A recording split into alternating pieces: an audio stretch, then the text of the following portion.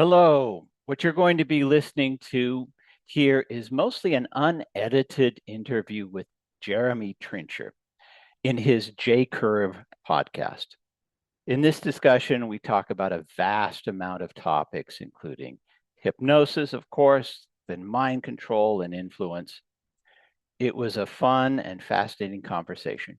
If you want to hear the podcast, I've listed below the websites like Spotify, where you can listen to this entire interview.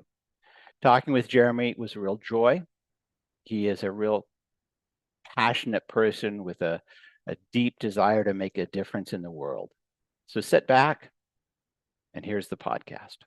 So today's guest joining the show today, we have David Barron. He is a clinical hypnotist with over 25,000 hours of experience helping people make real change. He is the creator of a mind transforming system that installs what he calls a mental AI to help people live better, smarter, and more intentionally. He's also written over a dozen books on mind control and hypnosis under the pen name Dentalian Jones. So whether you want to break habits, build a new identity, or unlock peak performance, David is here to show us what the mind is truly capable of. So David, thank you so much for joining the show. Excited to connect with you today. It's my pleasure, Jeremy. I really appreciate what you're doing. You're really making a difference.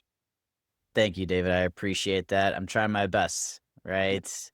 And I was just connecting with David before we started recording here about I came across David on YouTube actually, and I was on a deep rabbit hole of NLP and what is called pacing and leading with one of his older YouTube videos, and it truly it blew my mind. I've been hooked on your work ever since, and now I've been attending your calls, and just super grateful to dive deep with you today. Excellent. But yeah, I am too. This is going to be great. Great. So before we dive into hypnosis and influence and all that, I want to start with kind of how we always start the show, is with what I call your J curve moment. So this is kind of like the breakdown before the breakthrough. It's like how you leverage a low point or a rock bottom or adversity and took advantage of that moment for exponential growth in your life. Do you have any moments like that come through? Yeah, it's interesting when you talk about something like that. They never feel like that when they're that bad. Okay. Yeah, this I had always had an interest in hypnosis, since I saw some guy at the county fair in the Twin Falls County Fair in Filer, Idaho. So I was a kid and I thought this guy was cool and thought, hey, I could have power like him. So that planted a seed, and I was very young. And later on, I did a couple other different things, and I had a business, and I was in a relationship. The relationship just completely fell apart, and it left me in a spiral of just total despair. Got a divorce, and at that moment, my whole sense of self and self-image was sort of crumbled. And it was at that moment I realized, okay, I had to sort of reinvent myself. I had to build up whatever resources I didn't have. And I moved first to Las Vegas, and that was it was like putting a box in a rabbit farm, It's like everyone was a potential hypnosis client or victim of my influence, things like this. Sure. Then I got much more serious. This was me in my early 40s. I got much more serious about learning hypnosis. And so I took some courses, and I did an entirely unreasonable and stupid thing, which is I moved to California with a minimum amount of resources to start a hypnosis practice. And it was like, you can imagine the panic sweats you wake up with in the middle of the night, wondering if you're doing the right thing. That was me. But it was also something that I seriously wanted to do. And that started it. I got some great breaks with some people. One of the earliest breaks, I worked with a hypnosis client. She was able to lose, I think, 40 pounds working with me. And she ran a nonprofit helping people in transitional housing. So she was working with people who are homeless or unhoused and then giving them transitional housing and sort of building their lives up. And she said, they could certainly use something like this. And so now I had a whole resource of people to work with. And that really took off. Some other things changed. Ultimately, I moved to New Hampshire and started my business, which is New Hampshire Hypnosis. And I started writing books, Dentalian Jones, and that built my infamy, some of my notoriety, most of my infamy. And then it very slowly began to take off. But after a while, it was the only thing I ever wanted to do again, going back to my desire there as he was a 10-year-old at the county fair.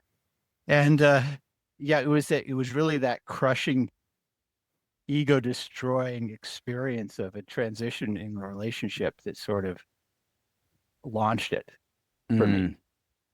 So that's my J curve moment. Yeah, amazing. And thanks for sharing that. And now, where are you at now? It seems like you've on a pretty good trajectory since then.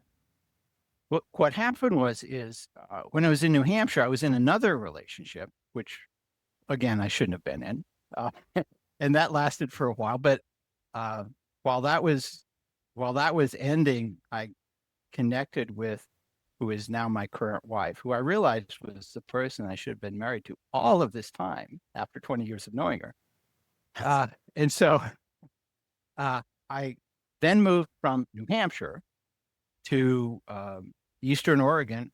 I'm about 50 miles away from Boise, Idaho. And I have now 2 hypnosis practices, one here in the little town of Ontario, Oregon, and the other in New Hampshire, Bedford, New Hampshire. And so that's pretty much the practice that I have. Most of the people I work with now, I work with remotely through Zoom. Thank God for technology. And I have some local clients here in Oregon. So that's where I'm at now. Amazing. Yeah, I always say Oregon's where my heart is. I think you and I connected on that. And yeah, I love Oregon. Most underrated state there is. I'm glad you came to your senses with your wife. Well, yeah, I do too. I always like to remind people, everyone have a picture of Oregon, but what the picture they have of Oregon is the western side of Oregon with the trees and the ocean. And I'm on the other end that is sort of a desert turned farmland, it's a farming community. So, but yeah, it's a wonderful place. Yeah, amazing. Did you find yourself, I know you mentioned that second relationship where you're kind of going through your infamy stage of writing books, and tell me about that season of life, like when you were under your pen name Dentalian Jones. And to me, that sounds like it was your alter ego. And maybe you had like a moment where you're like, I'm gonna merge these 2 people. Can you tell me about that? Yeah, there was a point where I realized I had learned a whole bunch of stuff and I was able to use it, but I wanted to sort of measure how much I used. So I started to inventory every little NLP trick, every little hypnosis trick. And I said, the only way I can really measure this is to actually write it down. And if I could write it down so that someone else could understand it, that would at least demonstrate to me I know it well enough. And so that was mind control language patterns.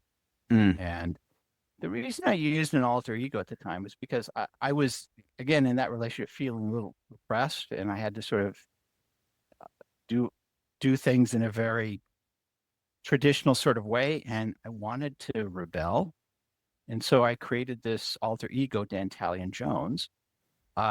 Dentalian, for anyone who does the research, you'll find that Dentalian is the name of a goetic spirit. Some people refer to them as a demon.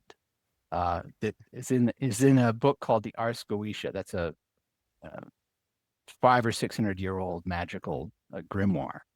But Dentalian is a a spirit who is educates in the arts and the sciences, but he's also able to influence people's thoughts. And Dentalian was just a cool name. So once I was going through the Ars Goetia, and there's like 72 different spirits or demons named, I came across Dentalian. Oh, that that's my alter ego. And so Dentalian Jones, I thought it had a nice ring to it. I went with that. Yeah, it's definitely a cool name. And the concept of the alter ego is something that I love that concept. I actually put my clients through an alter ego exercise as well.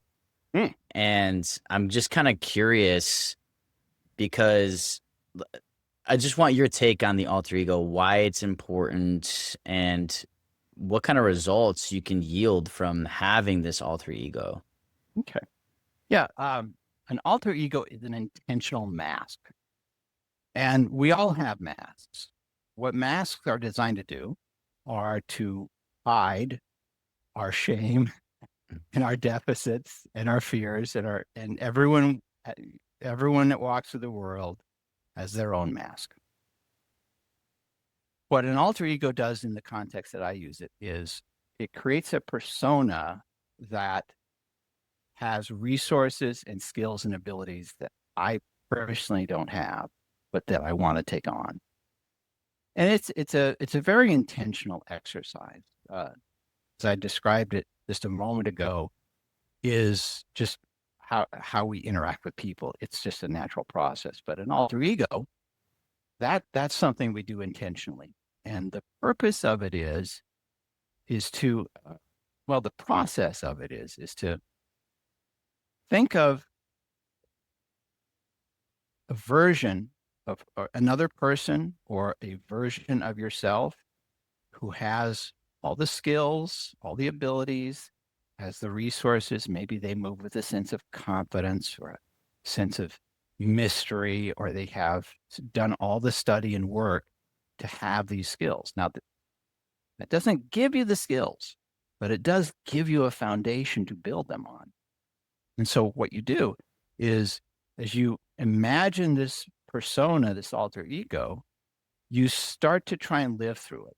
You put it on. You don't have to tell people like I did. You could just imagine this alter ego as this is the you that you're going to demonstrate yourself to the world as. And the purpose of doing it is to gain the experiences with the foundation this alter ego has. And from that, you start to integrate it into yourself. Usually, most people, if they practice alter ego stuff enough, there's a point where they realize, yeah, that was really useful. I'm glad I did it. I don't need to do that anymore. And they can put that aside. Okay. Yeah, because the exercise that I put my people through is very similar. It's like, what are the traits that this figure has, and how can I compete with that person? So the concept being like, if my person like walks up to any girl and like gets their phone number, right? Or if that person doesn't lose focus when they have a work block, or if this person works out and moves their body every single day. Now, instead of comparing yourself to like a celebrity, which makes zero sense, you're comparing yourself to this figment, this alter ego, and it allows you to compete with something that you've created instead of. Yeah. So it's like, oh, my alter ego would walk up to that girl. I'm gonna go walk up to her. Or this alter ego person would do that extra rep in the gym. I'm not gonna let him beat me. It's like healthy competition, to use to improve yourself, to improve oneself. There's a whole process, a hypnosis process called deep trance identification, where you envision, maybe it's someone you admire, person you create, and then you step into their body so you can see through their eyes and hear with their ears and then experience the world like they do. And in this hypnosis process, you go through an entire day hypnotically, experiencing this, and the day after that, and the day after that. And then after a while, you take what you learn with it. So I have a great story that is interesting about that.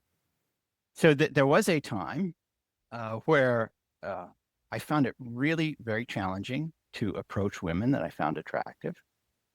And now at that same time, I was with a group of people, and our particular little tribe formed a Star Trek club, and I was a Klingon. So I had, if no one's familiar with Star Trek Klingons, you better look it up, because I'm not getting. They are a warrior race, and they are tough and aggressive and confident and violent when necessary, and make no excuses. And so I had this entire outfit, including the Klingon headpiece. Our little troop got hired to be in character at a particular event. And so I went to this event, and I was in character. I was walking around, and I'm a Klingon, saying words like commands, and talking to people and admiring their strength. And as I was doing this, I saw this very attractive group of young women, and I was maybe 30 feet away, and I was in character, and I said to myself, I will talk to these women. And I started to walk toward them. About halfway there, the light bulb went off in my head. And I thought, this is how I talk. This is how I can talk to women. And so I went up, I started talking with them. And from that point on, anytime I need to talk to an attractive person, if I needed it, I just become that Klingon character for that moment. And I was just totally fearless. Just went up, start talking. So that's a exercise in deep trance identification. So yeah, it's very useful. Okay. How'd the conversation go? All I remember is, this is how I'm supposed to speak with women. I mean, I just talked with her for a little while in character. Yeah, yeah. They were amused. I don't even remember what the topic was about, but I had to stay in character, and so I was. And I realized, boy, this is a very useful experience. It's interesting because I feel like there's a lot of overlap between NLP and hypnosis. I mean, feel free to correct me if I'm wrong, but it's like that kind of reminds me of a state, like getting into state to do some sort of performance, maybe anchoring to get into that state to talk to somebody. Can you touch on that? Yeah, it's very, very accurate. If you're acting and just having to move around in a character and agreeing to stay in that character, you do it enough times, you actually get all the strengths and resources and responses of that character. So it didn't take too long for me to stay in character. And I realized, from that experience, I've learned something from this. You mentioned similarity between hypnosis and NLP. They're really very close.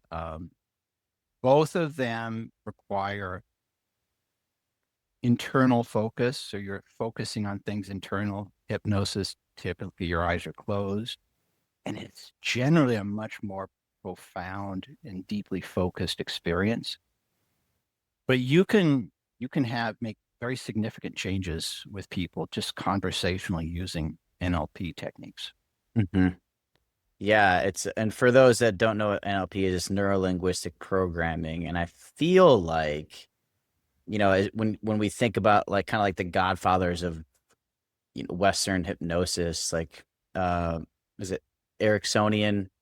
Is it Erickson? Mm-hmm. Milton Erickson is one of the guys. Milton Erickson, yeah.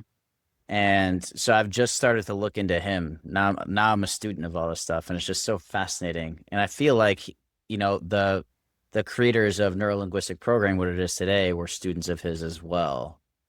Yeah. I will definitely talk about Erickson here, but the students, John Grinder and Richard Bandler, Bandler was a mathematician, as I understand it. And he just was on, he had more than enough time as a teacher to study anything he wants. So he started to study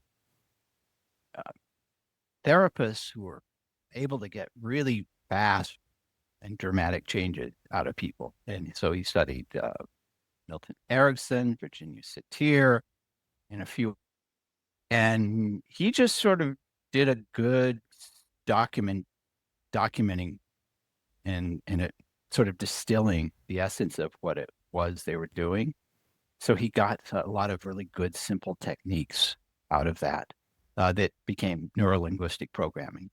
And talking about Milton Erickson, for those people who are unfamiliar with hypnosis, there are currently about two very distinct schools of hypnosis. One is the very direct type of hypnosis. This is the hypnosis you see at the county fair. This is where a guy stands up, I am the hypnotist, and he says, you will follow my instructions, and snaps his finger, and people do these very interesting things. Right. So that is called direct hypnosis. Mm-hmm. There's a hypnotist, there's a subject, and the hypnotist gives the instruction, the subject follows the orders, the instructions. The Milton Erickson did something entirely different. He realized that telling someone to do creates in some people a lot of resistance. So they don't like to be told what to do. And so he found little tricks. He wouldn't tell them what to do. He would tell them what they could do. Like, you could just sit right there. Or you could sit right there and relax. Or if you like, you could sit back right there and relax, take a deep breath, get very comfortable. It's entirely up to you. Now, there's a point where you probably feel comfortable enough to close your eyes. So he'll never tell you to do this, but he'll do these things that are indirect. It's called indirect hypnosis. And for some people, it works very effectively. There's also a distinction with direct hypnosis. You're testing for results. You want to get a really strong effect so that at the end, indirect hypnosis is a little more unmeasurable. They tend not to test for results. They tend to assume the results are there, but people can have very strong results and notice it. So years ago, when I first started seriously studying hypnosis, I spoke with a fellow who was local. He was a chiropractor who was the only hypnotist in the phone directory. And I got with him and he said, oh, you have to learn Ericksonian hypnosis. He was big on it. He was the only resource I knew. So I got the books of Milton Erickson, and there's 4 big books. They are about 10 inches wide, back to back. And I read them. And for the longest time, that was all I did. And I got very comfortable doing Ericksonian hypnosis, but it was around 2006, I met the person I consider my mentor, who was Jeffrey Stevens, and basically shook a finger at me and said, why are you doing Ericksonian hypnosis? Why don't you just tell people what to do and make sure they do it? They're already giving you money. They already know that you're a hypnotist. They're there to be hypnotized. Hypnotize them. And so, and the result is I got really quick results in a really short amount of time. I think the fastest I was able to help someone quit smoking was like 12 minutes. Wow. It's pretty amazing. Yeah. Yeah. I've done that on occasion, just conversationally, just talking with them in a public setting. And now they realize, no, I'm not going to smoke anymore. But they know I'm doing something to them. So it's not totally covert. They don't know their mind has been completely messed with. Or they know they were volunteering for something. Yeah. Okay. So what I'm hearing you say is like, if I'm a client of yours sitting on the other side of the desk or the computer, it's like I'm an open quote unquote subject. So a direct hypnosis might work better.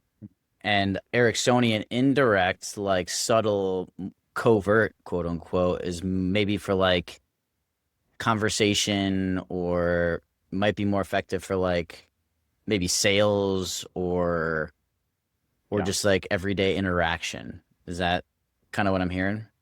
Yeah. Indirect hypnosis is very good for influence, persuasion, and sales. It's very Mm-hmm. good. Um, the experience someone had sitting with me doing indirect hypnosis, if I were working with them, I wouldn't directly tell them to close their eyes, but I would be implying certain feelings of comfort and ease and relaxation. And with that comfort, there's a point where you can feel so comfortable you'll close your eyes. And so it's all indirect, it's permissive. In other words, Mm, I'm not being authoritarian. I'm saying you could do otherwise, but let's focus on it. And as we focus on it, you start to have this experience. yeah. Why would you say that, everyone should, or maybe they shouldn't, but I feel like everyone could benefit from learning this type of stuff. Oh gosh. Interesting thing. One benefit of learning it is you start to understand how people's minds work. Mm-hmm. Um, People will come to a hypnotist to change a behavior. What they don't realize is what they want is they want an emotion that motivates that change. So someone may have a habit of quitting that they want to quit doing, want to quit smoking. Mm-hmm. The habit is what they want to change. But I always ask them, what would be a feeling that if you felt it, you wouldn't smoke a cigarette? Some people, it's a sense of freedom or peace of mind. And so a major portion of what I help them do is create that feeling so profoundly it's with them everywhere they go. Mm, So thinking about a cigarette would just completely interrupt that. mm, So yeah, understanding the mind. Early in my wayward youth, I was involved in the pickup artist thing, and I started to learn all the crazy NLP things that pickup artists would do.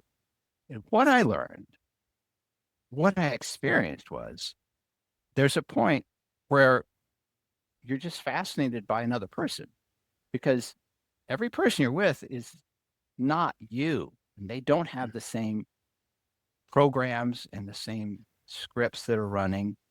And just having a profound sense of curiosity is more than enough to help sort of create a connection.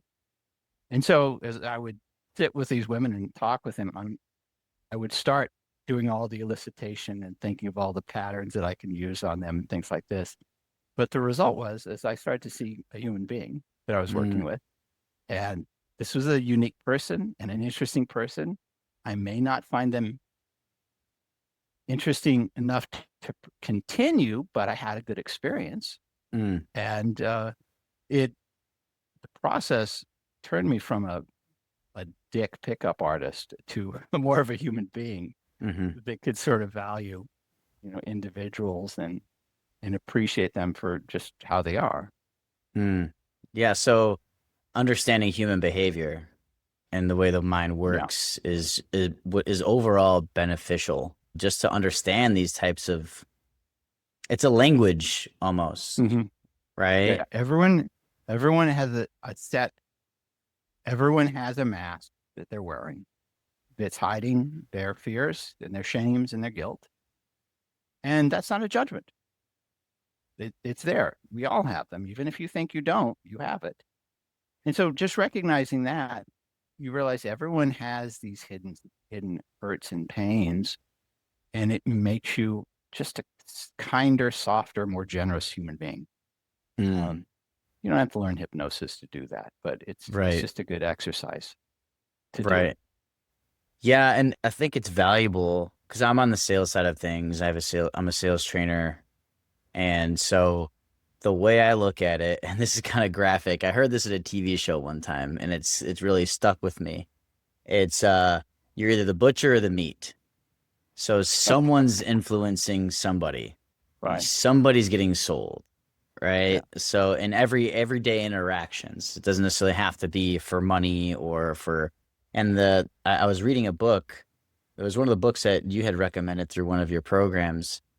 He was talking about everyone manipulates whether you believe it or not, whether you are super against those types of quote unquote tactics where you're manipulating, whether it's consciously or subconsciously.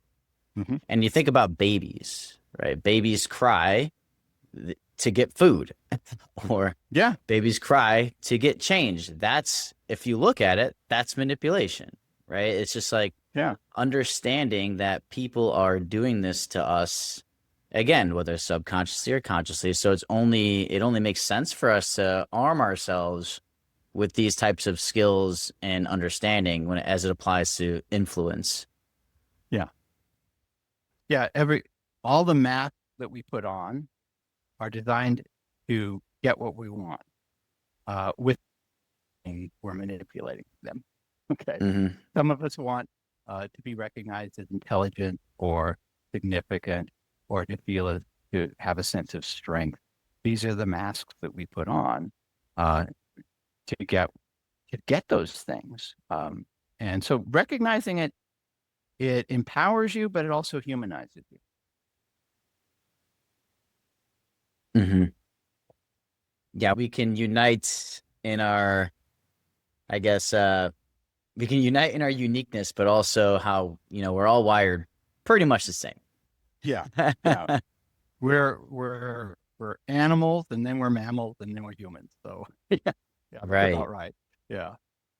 Yeah. So, and you brought up you brought up a story, a couple stories now about how you helped someone quit smoking in 12 minutes. Mhm. What are some other cool or weird stories that you've come across in the last 25 years? Well, I've gotten a couple of UFO experiences, Oh, which is very interesting. A lady called up, and and I only got to work with her once, so just keep that in mind. She couldn't spend more money on me than once. And she said, a couple of years ago, something weird happened.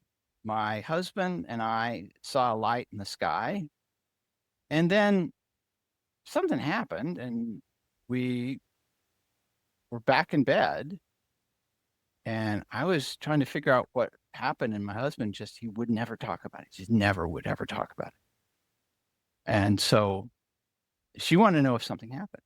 So we did a hypnosis, and what I did is, in hypnosis, I asked her to first relive the experience. And so it was evening time, and I think she was out on the deck, and she saw lights, and she brought her husband in. And her conscious memory is from that time where her husband was on the deck, there was a vacancy of time. So like 45 minutes, and then they were back in the bedroom. And so I did a really simple instruction. I did this part where I talked to the subconscious mind, and I just told the subconscious mind that from this point on, you can remove any sense of amnesia or forgotten time, and let her experience and remember it fully and completely with safety. And subconscious mind nodded its head. And so then I asked her, okay, having done that, go through the experience again. And it was like, oh my God, this is crazy. And she had the whole alien experience with grays. She saw these little human figures that were very caring and loving. And all of a sudden they realized, oh my God, I've had this experience before. It's just she never remembered them. And that was the whole thing. And it's interesting the way she described it. Back in the early 60s, there was Betty and Barney Hill were the first people who were hypnotized to relive lost time. They had anxieties and things like that. And they responded in the same way. She was really interested in it. He was incredibly frightened and petrified of the experience. But through the hypnosis, they had the same experience. They just responded to it very differently. So that was the only one where really something significant took place. There were a couple others. I had a fellow who, so his his memory is somewhat questionable because he openly admitted he was with his friend taking LSD as he saw this thing. but he did have a memory of some other people being involved and perhaps some military, involvement with the UFO, but it was a real UFO experience. So that's another thing. I haven't had many of those. So most of it. So a couple UFO experiences. It's funny you bring up Mhm. UFOs. I just so I'm in Austin, Texas, and I was at South by Southwest, and I got to be at the world premiere of a documentary called The Age of Disclosure. Oh yeah. Where all these like high up military government intelligence people are coming forward, and government officials are coming forward about UFO sightings over the past decades, and how like they defy the laws of physics, like these things that happen. So it's interesting you bring up UFOs. That's a whole rabbit hole. You can fall down that one and just get comfortable for a long time. Have fun with that one, folks. Check out that documentary, The Age of Disclosure. Yeah. Okay. Okay. Another one I like to tell that's sort of adult content, but so I'm here in my home base in Oregon, and I had a client who's in New Hampshire call me, and she asked me, can you help me increase my sex drive? And I said, yeah, it's something I could do. And so I have to give her a lot of credit because I don't know many people who would do that. She was very sincere about it. When we got together, I spoke. She is in a very great relationship with her husband. She loves her husband. They have great sex. But what she was missing was that crazy 14-year-old horniness, that would drive them crazy in their youth. And I said, okay, this is pretty straightforward. And we did the hypnosis. There's a process I use. It's called the symbology process, where I ask her to make a symbol of what would be that state of love, arousal, connection, to create a symbol for it that represents every part of that feeling, and to make it make any changes. So this would be a really profound feeling for in symbol form. And then I have her bring it into her body and start to move it throughout her body. And as I started to do that, sweat started to pour. Her face turned completely red down to her neck. And then we turned it up, and I began to associate this with being with her husband. And her respiration and her heart rate, man, you could tell veins were popping in her neck, and she was breathing very hard. And so we got done. I associated all of that with her husband, and we got done, and she said, that was amazing. We had another session, and her next session was just gratitude. She says, I'm so glad my husband has to come home from lunch every day, because that's a well-spent time that we ravished in a couple different ways. Yeah. And again, my goal is to make the world slightly better, and I certainly did that with her. Equally interesting is she was telling her friends about it. I've never had any of her friends call me, but I thought it was crazy. First of all, she called me to do this, and she was absolutely willing to commit herself to do it. And then she told all her friends about it. Hey, helping with sex drive, you'll become a millionaire if you can help people with that. If that becomes your main shtick. Yeah. Okay. That's a good one. That was one of the ones I sort of put in the back of my folders for adult conversation. Okay. Yeah. Yeah. I wanted to kind of pause for a second and talk about like some common misconceptions or myths, because sometimes I feel like hypnosis might get a bad rap. Can you touch on that? I'm curious. Yeah. There's a lot of things I'll cover. I'll cover some basic ones and ask accordingly. lot of people have an assumption they're going to have no memory in hypnosis. Occasionally that happens, but for the most part, people are very, I mean, they have to listen to my voice. They have to follow my instructions. So there has to be some bit of conscious awareness there. And for the most part, people are completely aware of what's going on. And so at the end, I will often say, they'll often tell me, I heard everything you said, as if that's an objection. And I point out the measurement of hypnosis is the result. So I always ask them to test it. And they go, okay, I heard every word you had said, but I can't even want a cigarette. And I'm trying. Okay, so memory, amnesia doesn't happen. Sometimes amnesia can be instructed and treated, but there's no true benefit for me to do it. If it happens organically.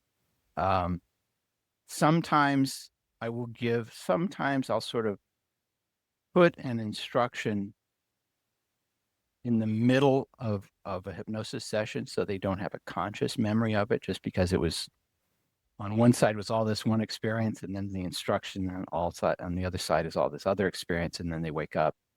And it's just enveloped there in all of this long hypnotic experience. But yeah, people will be aware that I'm there. They'll be aware of my voice. Now, how they participate in this is going to determine their sort of subjective experience. So some people have very vivid visual experiences. Even though they can hear my voice, they're just continuing to follow along. So that's one misconception. I guess one thing that a lot of people are concerned about is whether this can be abused. And I will tell people, yes, it can certainly be abused. It can be abused just as easily as a priest could abuse a parishioner, because there's an authority there. It's not because of hypnosis that this can be abused. It's abused because there's an agreement of authority.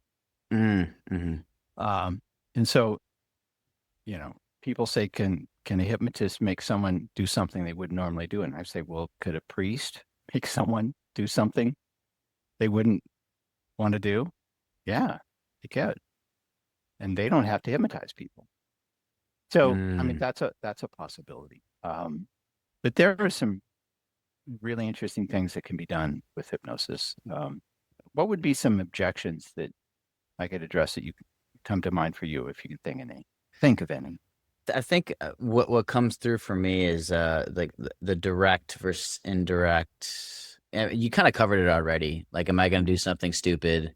Or, I mean, acknowledging the abuse is valid. I think that's good that it's like anything else. There's light and there's dark. There's shadows, and just knowing and maybe even vetting like who you're working with would probably be beneficial, right? Yeah. Yeah. It's I'm very fortunate. I've been doing this a while. I've got 270 good Google reviews, which is like 200 more than anyone else in my area, which I think is really amazing. But and I have a lot of video testimonials, so people can always do their research and hear what other people say. And when someone says, I have an interesting response. Occasionally I'll tell someone I'm a hypnotist, and they say, I don't believe in hypnosis. And I have a question for them. And that is, you could mean one of three things. You could mean hypnosis is not real. It's all fake. I understand that. You could mean it's real, but it goes against my belief in my faith, for example. Right. And the third one, I believe it's real. You are not going to fuck with my mind. Sure. So once I sort of point that out, I say, so think about it. Which one of those does it fit? I'll be happy to talk with you about it. Right. Because I was talking to a friend of mine, he's a very Christian man. And he's like, well, it seems like it's kind of dark and it goes against biblical type of, it's not biblical to do that, But I'm curious about it. But I wonder if that's my mentor, Jeff Stephen, who's a Mm, very devout Christian, hmm he admitted there was a time when he was studying hypnosis where he stopped because he was not sure if it was biblically accurate. Now, he did his research. He went through the Bible and he found all the references that would justify to him, this is a something that is within Christian doctrine that can be healthy. I hmm mean, Christian doctrine can all out, So it's all really on how it's used. And I always Right. remind people my objective is to make the world slightly better. And if I can do it one person at a time, I'm very happy to do it keep it that way. Yeah. And ultimately, I would like to think most people that are becoming hypnotists are there for the same reason. I would hope so. Yeah. Yeah, I've been very fortunate. Recently, I sort of made the decision that if someone wants to learn hypnosis and they want to use me as sort of a resource, I am more than happy to just give them some support. For now, I don't charge anything. I sort of tell them my process. I tell them what I would recommend. Uh, the most, there's only two things there's only one thing I ask them to do, and that is become a really good hypnotist. Then I give them the option of filling out something on my Amazon wish list. Okay. That's Good an to know. option, though. Yeah, yeah. For Yeah. now, I haven't charged. At some point, I'm going to start doing this so it becomes a commercial venture and people can learn from me in that way. hmm Yeah, it's like I was doing a little bit of research and I don't know how accurate these statistics are, but it's something to the effect of 90% of the history of hypnosis are happening right now. Like it was a Hmm. much smaller, and again, might have to fact check that one. But the fact that Yeah. it's at mass disposal with the internet right now, where anyone can learn it anywhere in the world, whereas before you might have to go to a special training or like in-person school or so it's a super fascinating, and I'm completely fascinated by it. And Yeah. you had one of your books stood out to me when I was looking at your library, and this one was really interesting because, as I said, I'm in sales and influence. I'm a trainer, Mhm. and if we want to study influence, if we want to completely understand influence, I have found that we need to understand the cult leader, Mhm. right? We have to go to the complete contrast. And there was a question that was posed in a book that I was reading. He was describing a scene in his life where he was talking to a friend who sells life insurance, and he was just he was struggling selling life insurance. He's like, I can't get people to buy life insurance when I know it's in their best interests. And then that day was the day of Heaven's Gate. So he had that revelation. He's like, how could I not convince, or how can my friend not be able to convince someone to sell life or buy life insurance that's in their best interest?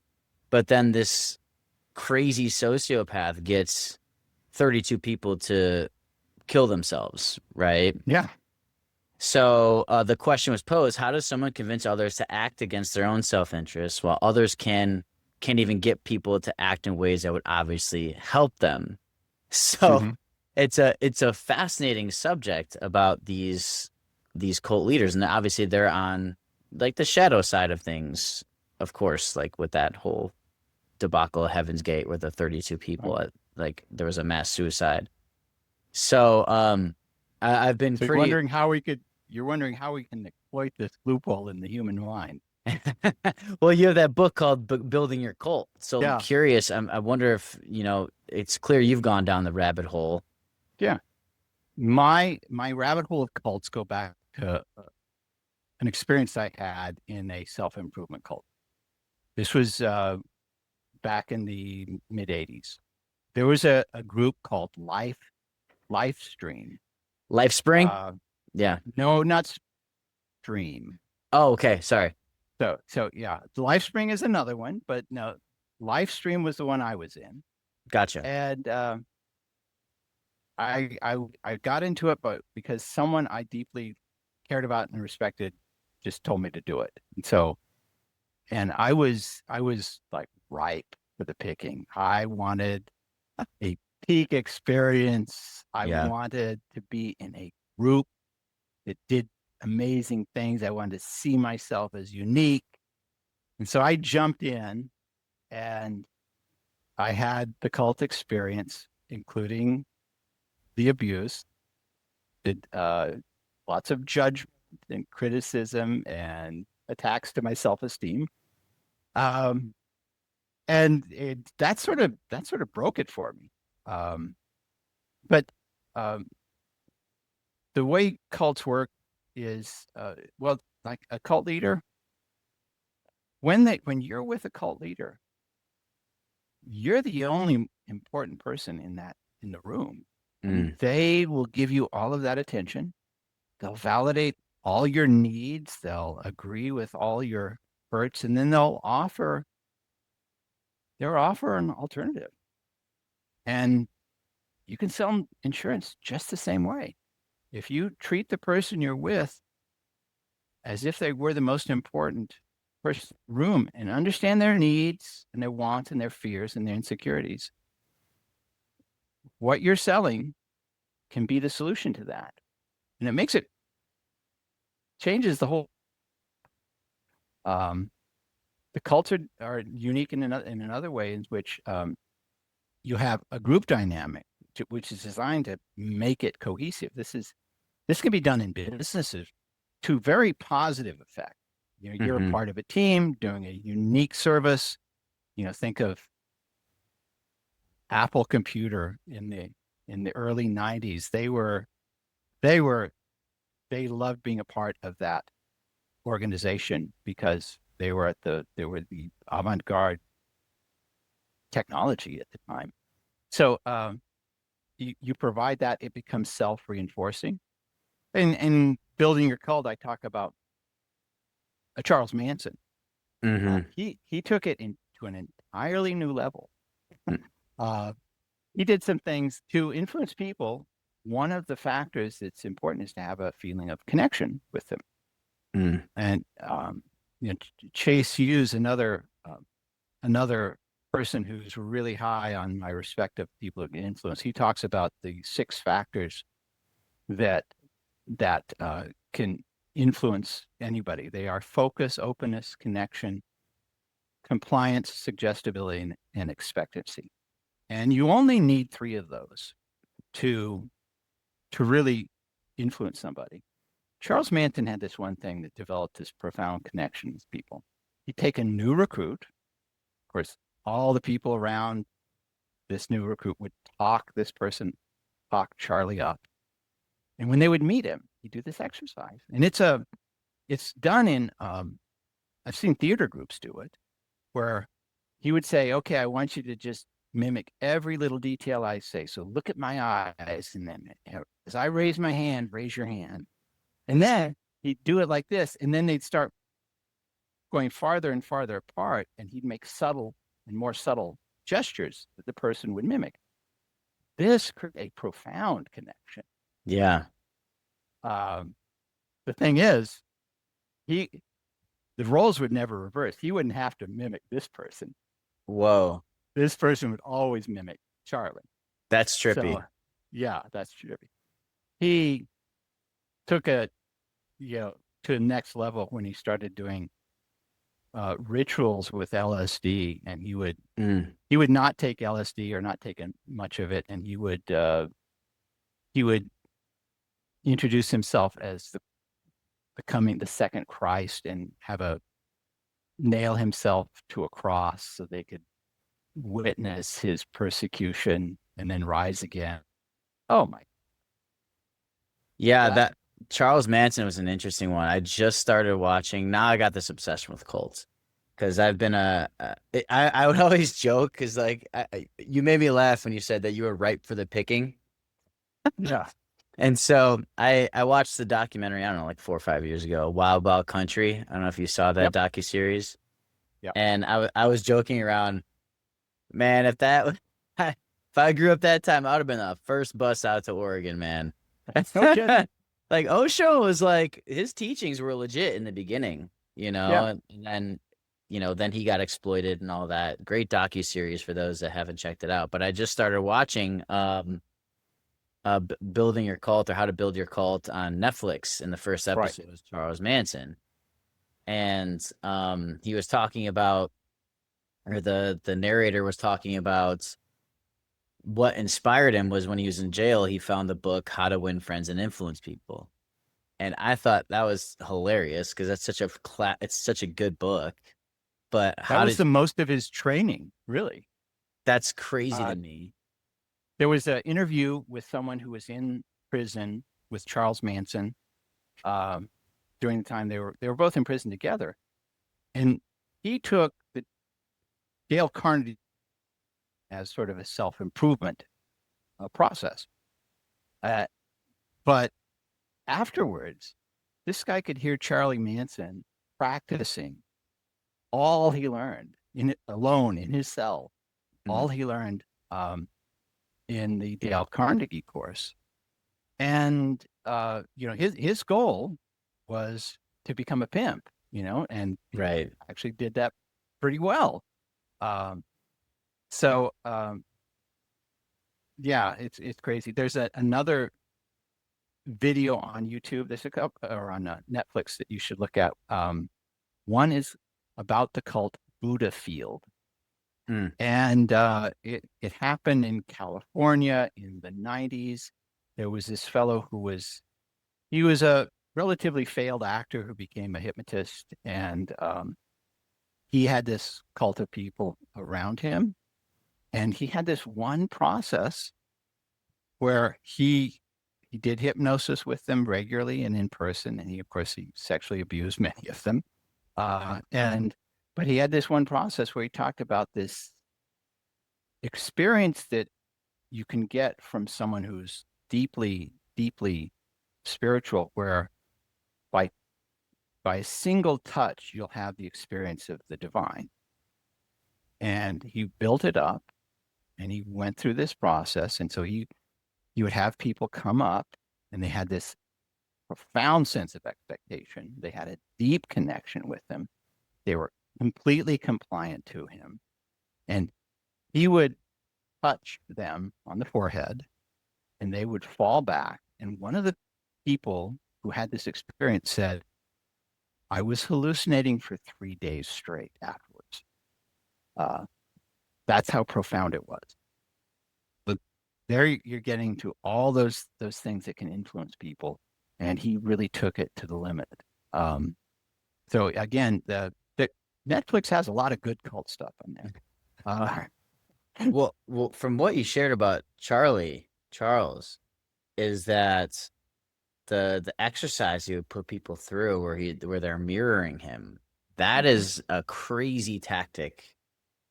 For those that don't know, matching and mirroring, that's NLP process. You could probably even say it's hypnotic as well. It creates it creates a subconscious connection with that person. So they're like voluntarily mirroring him, not realizing that they're creating a connection with this man. That's wild to me. And it does require an intense focus. So they go into a profound sort of trance. Their suggestibility is risen and their expectancy is high, and oh my goodness, their focus is to the limit. One a person I know who has trained he has taught how to train operatives for the CIA. He has a process, and there's hypnosis involved, but he has them put their hand on his pulse and sync up their pulses together. And that creates that same connection as well. But when you're an operator trying to control clandestine asset, that becomes really important. They follow your instructions. Mm. But he also points out one of the things you have to do is you have to make sure that you treat them with absolute respect. Mm. They are an asset to give you, and unfortunately, some assets they get exploited. Right. But if you treat them with respect, they will deliver the information that you need and go from there. So. Okay. I guess I said a few more questions, but Now sure. We're on this cult subject. What would you say is like the biggest lesson that you've learned through studying this? This being hypnosis, cult, mind control, what? Yeah, like the cults and everything like that. I think the biggest lesson is everyone's vulnerable. Everybody, even me. You create an event, a situation that is unique enough to grab my attention, to stop me from long-term thinking. I could be very susceptible to that. And I think one of the reasons people are most vulnerable is because they don't think they're susceptible to it. It's like you buy a computer. You go to Walmart, you buy a computer, and they say, "Do you want the antivirus on there?" I says, "No, that's fine. I don't need antivirus. My computer's good. I can do it." No, we don't have antivirus for this type of influence. We don't. But if you're aware of it, and the more you study cults, the easier it becomes to recognize it. But we're all susceptible to it. I think that's the biggest lesson I can learn from this. Yeah, because anything I've watched on this subject, it's that there are some super intelligent people that get more or less conned, and tragically, some of them have like taken their own life to transcend the meat suits to go to the next level. And it's like, what is going on?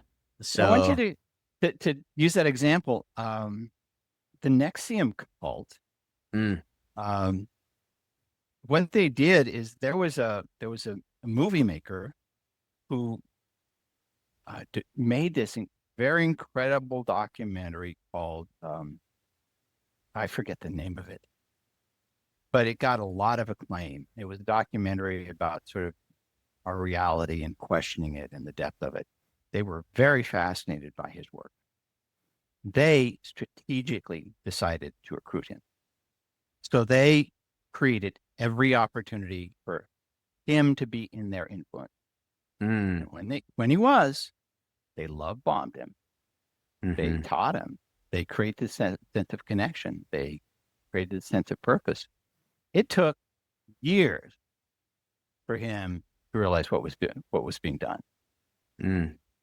So consider, if there was an external group of people who were skilled and they wanted you in their group, it's going to be really hard for you to not be influenced by them. They're going to create the environment. They're going to create the situations. They're going to make the decisions sound like they're all your thoughts. This is exactly what I want to do. And that's how cults work. How do we prevent ourselves? Like, what's something that we could do to prevent ourselves to being conned? Well, you have to constantly ask yourself, is this real? Is this true? Is it true? And that's a lot of effort, though. And you have to go outside your current information source. So I have my own set of very strong political views, as many people do nowadays. Sure. And it took me a while to realize, okay, there are some people who have completely opposing political views. And honestly, from their perspective, it is equally valid. They are not wrong in their own belief system. And I have to accept that. I have to accept it and realize I could equally not be right. So I always have to be, critical thinking is a really challenging skill. God forbid we teach critical thinking to our, Oh, children. no. Yeah, absolutely. Yeah, that's a whole other rabbit hole. We don't got time for that one. Um, but okay, amazing. I just had a few more rapid fire questions for you. Great. Yeah. And thank you so much for your time and your wisdom today. I've had a lot of fun with this conversation. Fascinating subject. And so, okay, so you're at the end of your life and you're looking back on your life. Mm-hmm. What are you most proud of?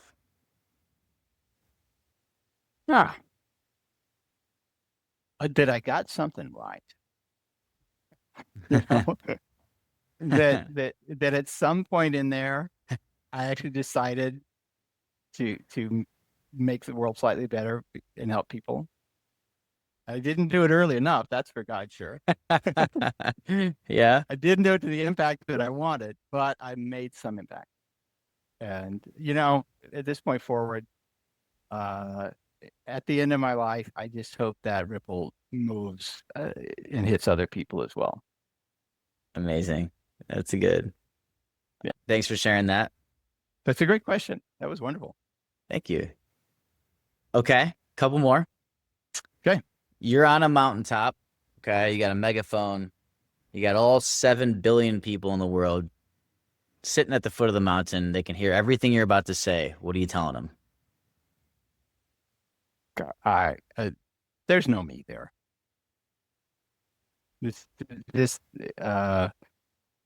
I don't know if I would tell them anything.